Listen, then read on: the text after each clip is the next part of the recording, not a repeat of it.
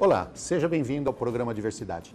Eu queria dizer a você, meu amigo, minha amiga, que no dia 2 de abril nós comemoramos o Dia Internacional da Conscientização do Autismo.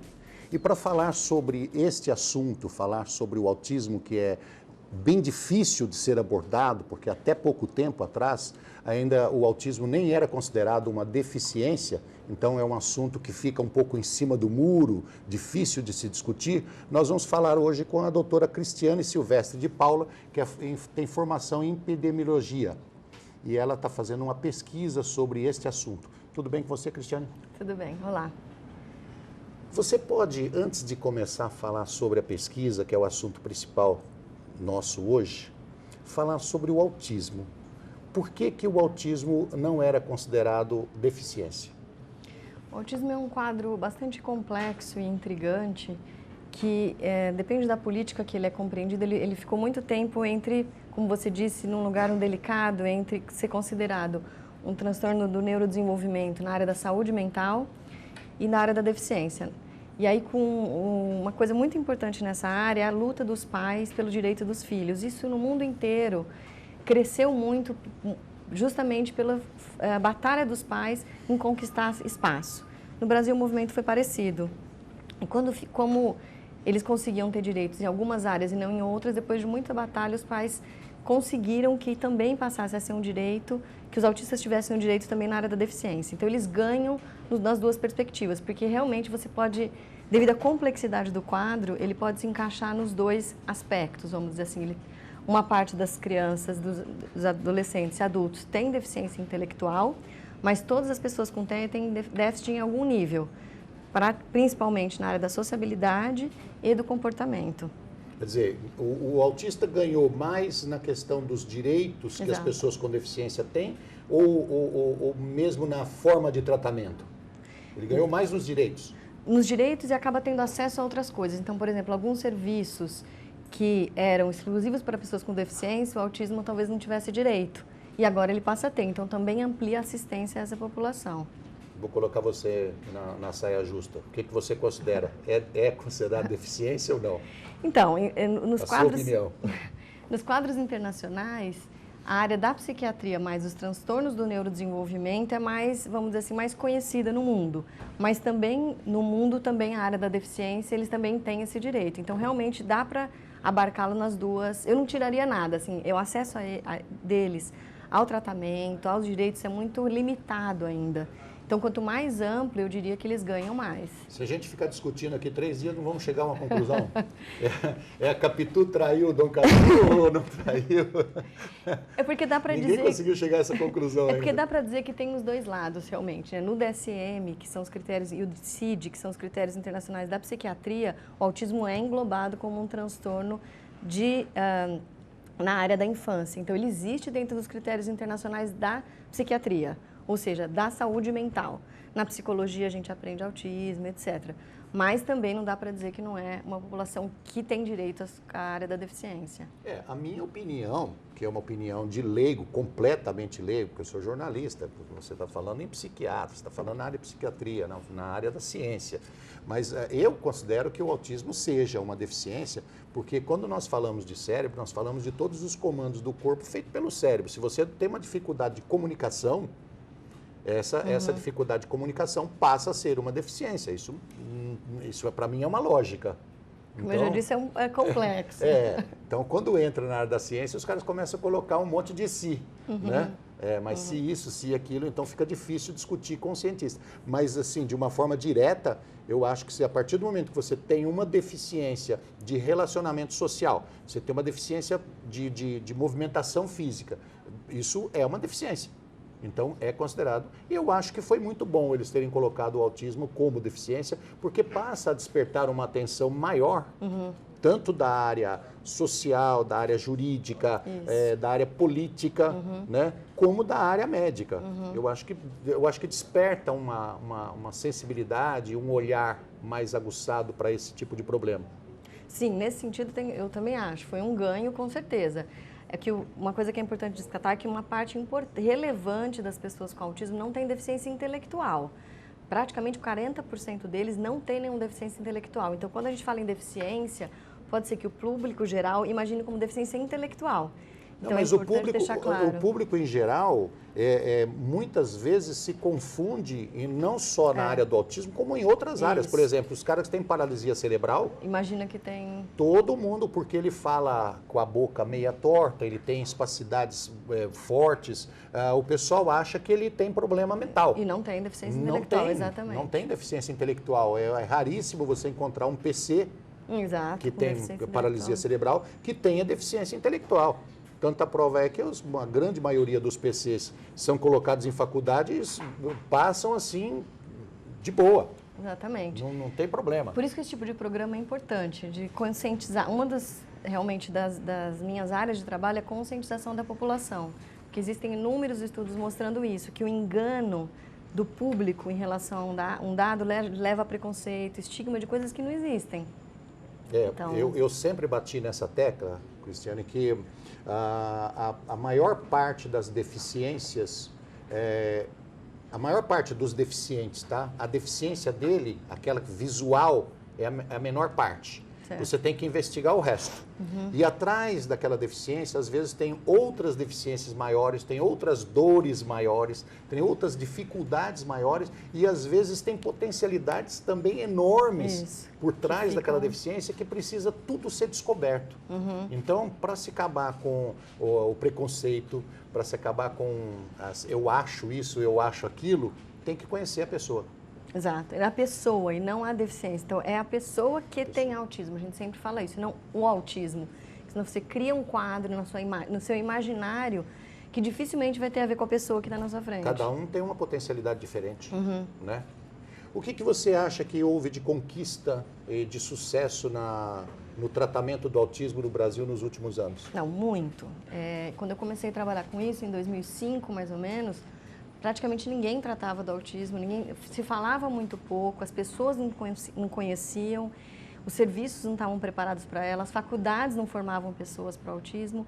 Esse é um movimento mundial, na verdade, talvez no final da década de 90, principalmente com um casal nos Estados Unidos, que são avós de pessoas com autismo, eles fizeram uma divulgação mundial, isso melhorou muito, isso foi chegando gradativamente ao Brasil. Então, mudou completamente. Hoje, o Dia Internacional do Autismo, os monumentos são iluminados em azul, as pessoas conhecem, você entra no Facebook e está o tempo todo falando disso, as pessoas começaram a ter orgulho de ser autista, por exemplo, porque esse estigma do que a pessoa grave, severa, como foi pintado na década de 80, foi desmistificado. Na verdade, o que se sabe hoje é que o autismo é um espectro da síndrome, onde na ponta muito extrema, realmente, tem aquele com deficiência intelectual grave, que vai precisar de uma assistência mais direta o tempo todo, mas tem a ponta nesse espectro de uma pessoa que é absolutamente independente, cuida da sua vida. Claro, sempre vai ter esses déficits que você apontou bem. Mas na área da mais sociabilidade. Introspectiva. Isso, a área da sociabilidade é sempre comprometida e o comportamento. Ele tem algumas rigidezes, ele precisa de ter alguns acompanhamentos no dia a dia, mas pode ser absolutamente independente. Então, isso no Brasil progrediu infinitamente. Eu acho que só o fato de você esclarecer, o fato de você tornar público o que é uma coisa, o que é outra, já esclarece bastante. Como eu sou do tempinho passado, né, onde cada deficiência tinha um apelido qualquer, então era o aleijadinho, era o corcunda, era o ceguinho, era o surdinho, era o louquinho, né? Eu acredito que o autista também era chamado de antissocial, né? Um cara rebelde, não era autista. A sociedade via ele como antissocial, como rebelde, como grosso, estúpido, sei lá, ignorante. Cada um tinha uma forma de reagir às deficiências. Isso antigamente. Então, hoje, trata-se a deficiência como deficiência. Que tem que se ter um respeito, como é o caso do alcoolismo. Né? Claro. O cara era um bêbado, vagabundo. Não, o alcoolismo é uma doença. Sim. Então, quando você expõe isso para a sociedade, quando a área médica entra profundamente no assunto, você começa a ter uma respeitabilidade maior em cima daquela pessoa que sofre com aquela doença. Certo. Não, é isso mesmo. Hoje em dia ninguém fala, né? É proibido você falar desse jeito, estigmatizando uma pessoa que é diferente. Né? Mas é que são tantos diferentes que se a gente somar tudo, quem que é o igual? Todos né? Então, nós somos diferentes, né? Acho que esse aqui é um ponto interessante. Puxando um pouco para a história da pesquisa que a gente tem trabalhado, um dos pontos da pesquisa mais relevantes é esse, é entender como é que os familiares vivenciam essa questão do estigma. Se eles sentem que pelo fato de ele ter um filho com autismo, isso coloca em situação de constrangimento, limita a vida dele em diversas razões, a qualidade de vida do próprio cuidador também é envolvido. Então, quando a gente trabalha com um transtorno complexo e crônico como o autismo, a gente não pode trabalhar só com a pessoa em si, mas a gente tem que trabalhar com a família e com a sociedade como um todo. Até pouco tempo atrás, nós não tínhamos nenhuma casa, nenhum lugar onde se acolhesse autistas.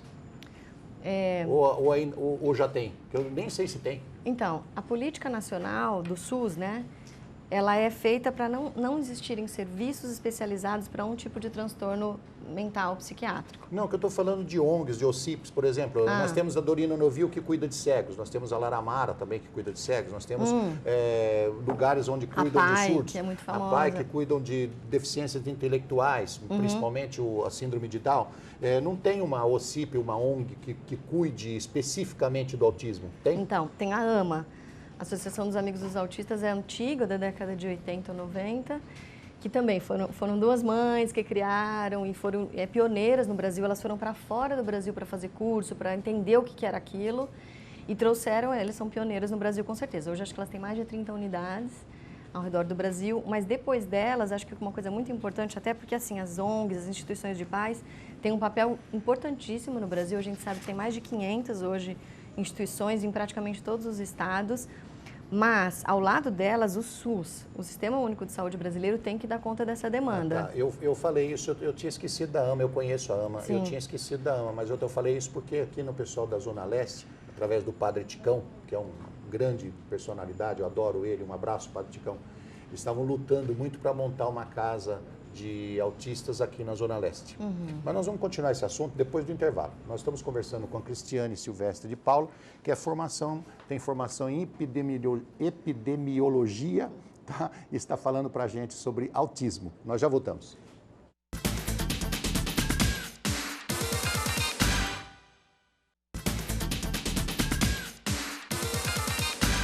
Estamos de volta com o programa Diversidade, hoje conversando com a epidemiologista Cristiane Silvestre de Paula, que está conversando conosco sobre autismo.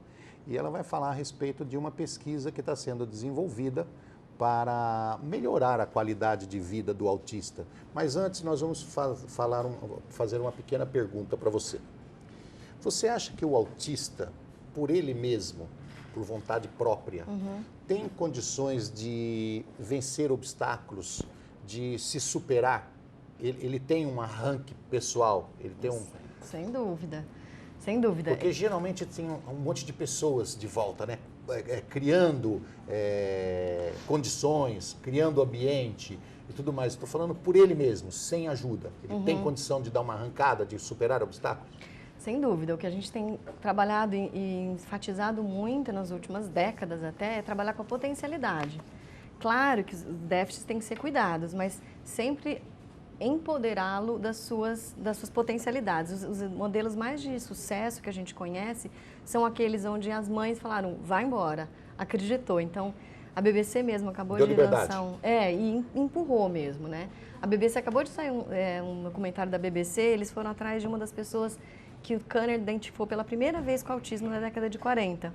Hoje ele tem, fazendo as contas aí, ele é um senhor, ele mora sozinho, ele pratica golfe, e na época o que eles preconizavam era assim, a criança tem autismo, a mãe não pode sofrer, tem que colocar numa clínica, deixa lá na instituição e não precisa mais voltar. E essa mãe foi contra isso. Ela voltou, quando ele era adolescente, ela tirou de lá e deu todas as chances, colocou numa escola regular, e esse senhor hoje é independente, mora sozinho, e toda a cidade onde ele mora, nos Estados Unidos, se organizou para cuidar, de dar recursos para que ele se virasse. Então hoje ele está lá, vive sozinho, tem amigos.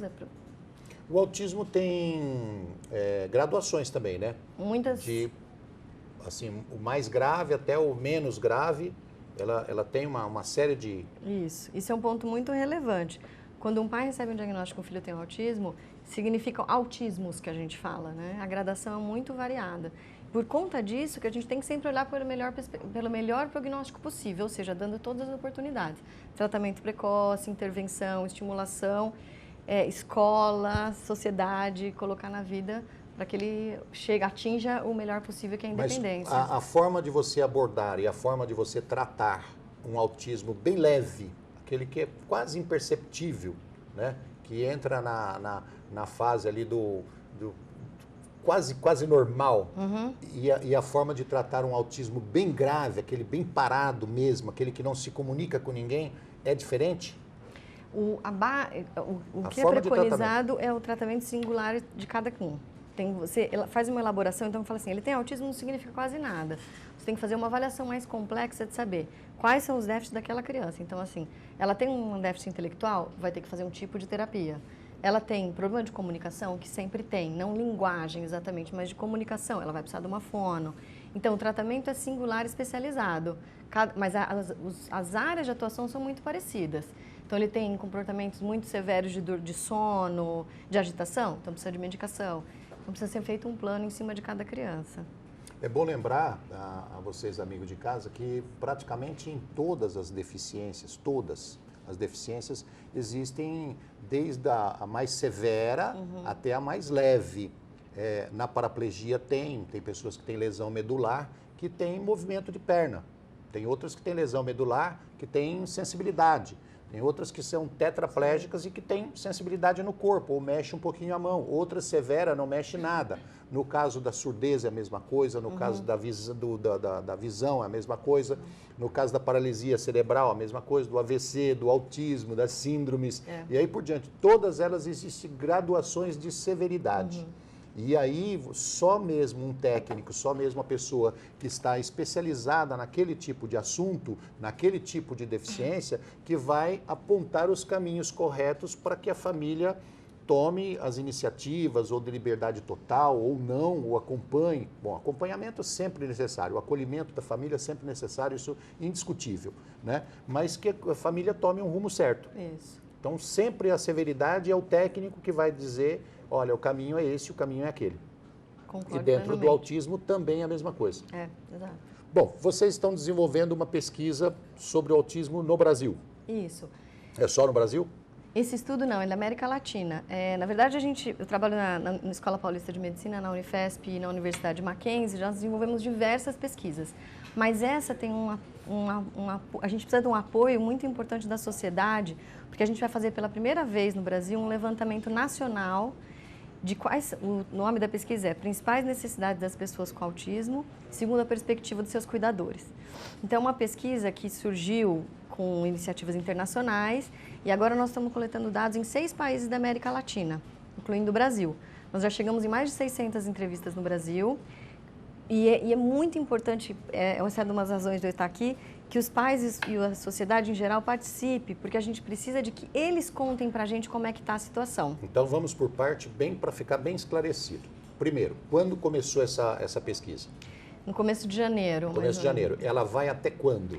Até dia 10 de abril só. 10 de abril. Fecha 10 de abril. Fecha 10 de abril. Que pena. Mas temos uma semana, porque a pesquisa ela é online. Isso que é interessante. Pois é, aí essa é a segunda pergunta. Desculpa, aonde a pessoa acessa essa pesquisa? Então, existem vários canais, mas o mais conhecido, mais fácil de acesso talvez seja o site da Autismo e Realidade, que é uma ONG. Site do Autismo e Realidade. Bom. E também o do nossa página do Facebook do TIM, que é o Ambulatório de Autismo da Unifesp. A página do Facebook está na nossa tela. Isso, obrigada. Ali você consegue ter um acesso direto ao link que você preenche o questionário online. Então, isso permitiu que pessoas do Brasil inteiro respondam. São esses 2 canais? Tem, por exemplo, a pessoa aí na AMA, tem lá não, na AMA negócio não, mas para escrever? Tem algum lugar fisicamente, então, fora a internet, para a pessoa preencher um cadastro, um formulário? Então, a primeira ideia dessa pesquisa, metodologicamente, ela precisa ser preenchida toda do mesmo jeito, porque é diferente se eu coleto dado ao vivo e se eu coleto dado online. Isso tem umas questões da ciência e tal. Então, para ser do mesmo jeito, a resposta ter sido, as pessoas terem acesso da mesma forma, dessa vez precisa ser online.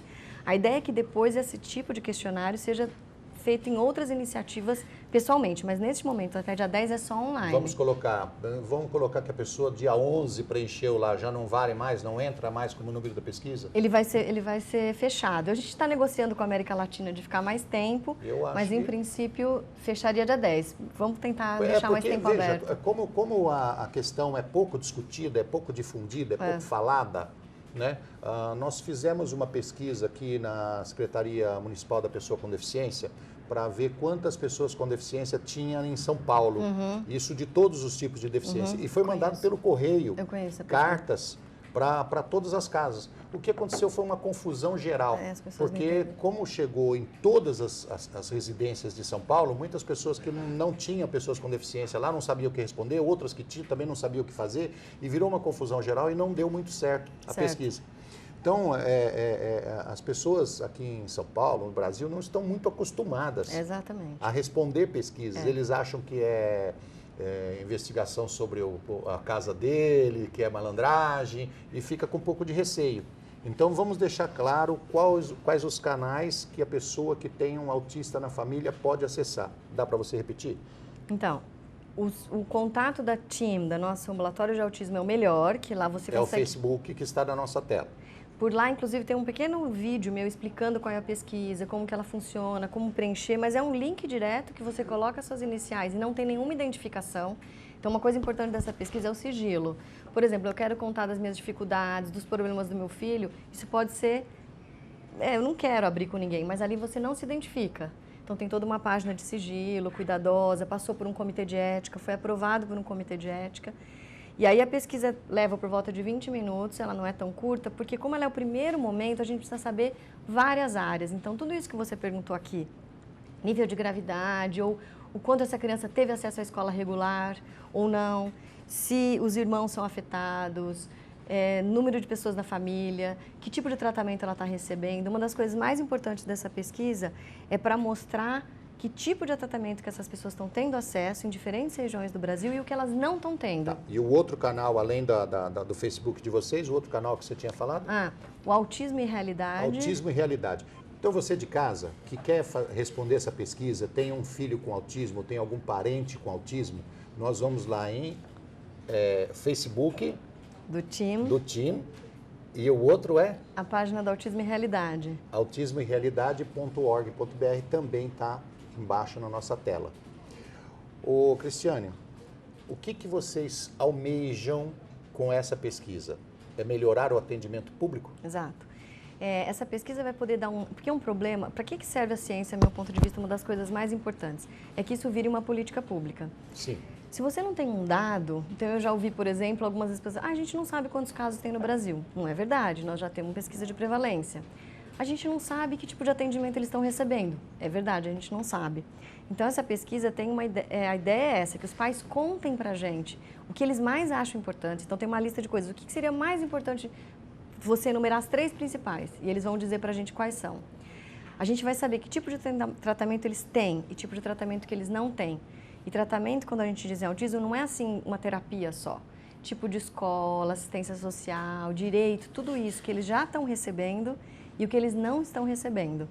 Será que isso tem diferença por gravidade dos sintomas, por região do país, por sexo da criança?